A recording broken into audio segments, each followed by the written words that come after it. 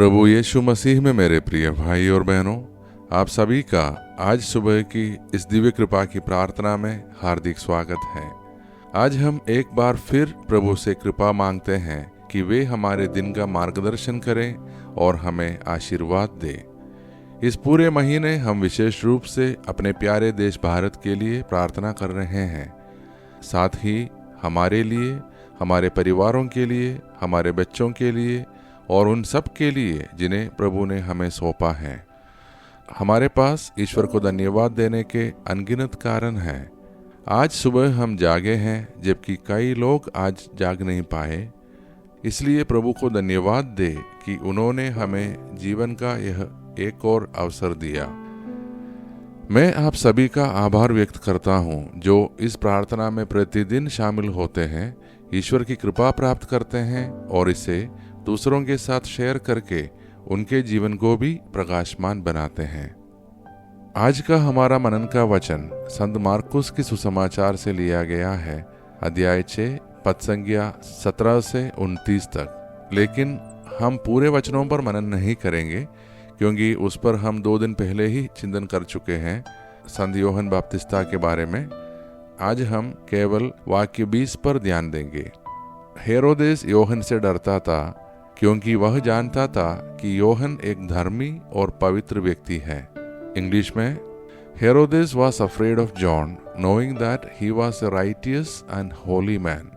प्रिय भाई और बहनों, इस वचन में हम देखते हैं कि हेरोदेस यूहन्ना बपतिस्ता से डरता था। इस वचन से हमें ये समझ में आता है कि धर्मी और सत्यनिष्ठ लोग बहुतों के लिए भय का कारण बन जाते हैं। क्यों? क्योंकि उनका जीवन सत्य और ईमानदारी का दर्पण होता है। जब कोई धर्मी व्यक्ति हमारे सामने खड़ा होता है तो वह केवल शब्दों से नहीं बल्कि अपने आचरण से हमें यह दिखाता है कि हम कहाँ गलत जा रहे हैं।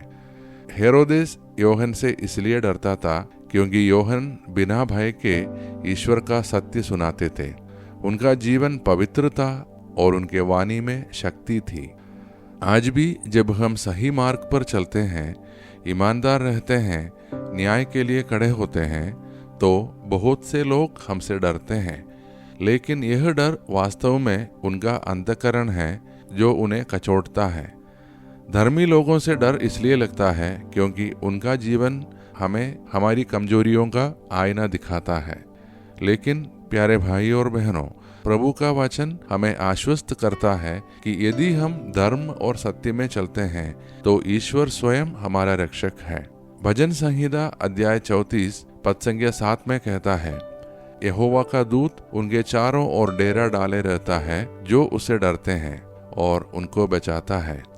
इसलिए यदि आप धर्म के मार्ग पर चल रहे हैं, चाहे लोग आपका विरोध करें, ईश्वर का प्रेम, देखभाल और सुरक्षा हमेशा आपके साथ है।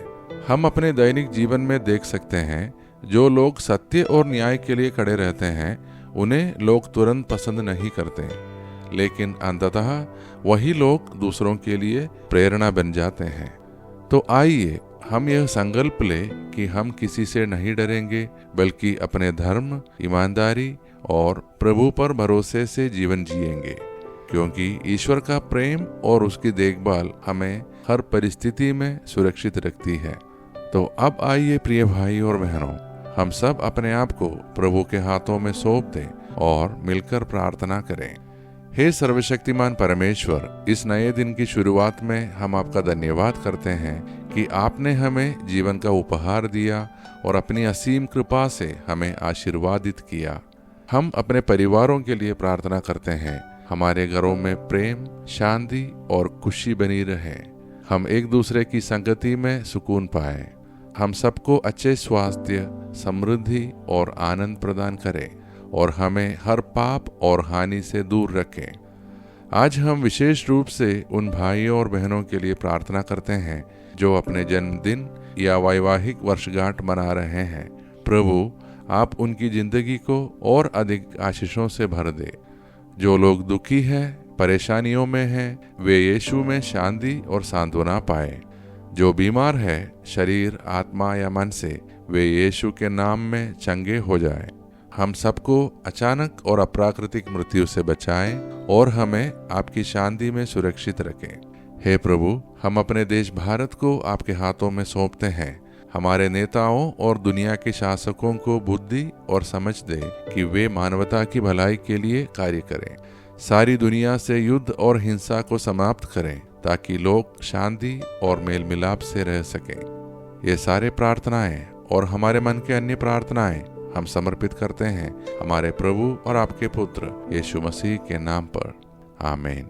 हमारा पिता परमेश्वर का प्रेम, प्रभु यीशु मसीह का अनुग्रह और पवित्र आत्मा का सहभागिता हम सभी के साथ सदैव बना रहे, आमीन। प्रिय भाई और बहनों, आज हमने सीखा कि धर्मी लोगों से लोग क्यों डरते हैं और कैसे ईश्वर का प्रेम और सुरक्षा हमेशा हमारे साथ है। इसलिए आइए इस प्रार्थना को अपने मित्रों और परिवार के साथ जरूर शेयर करें ताकि उनके हृदय और मार्ग भी प्रभु की ज्योति से प्रकाशित हो। कल की प्रार्थना में फिर मुलाकात होगी। तब तक ईश्वर हम सभी का ध्यान रखे।